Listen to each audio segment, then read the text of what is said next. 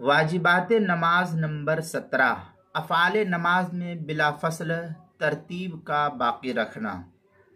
چنانچہ نماز کے سب افعال کے بغیر کسی فصل کے بالترتیب ادائیگی واجب ہے۔ کسی بھی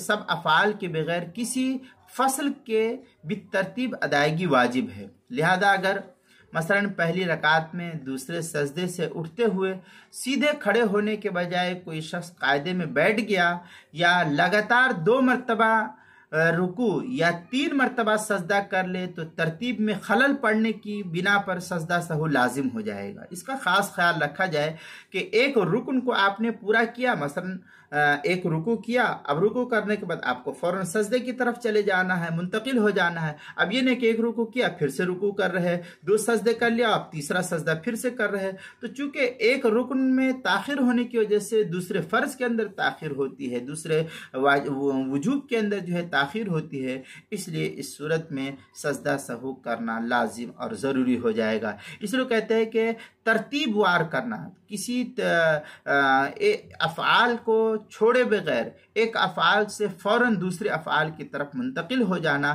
کسی بھی ترتیب میں خلل واقع نہ ہونے پائے۔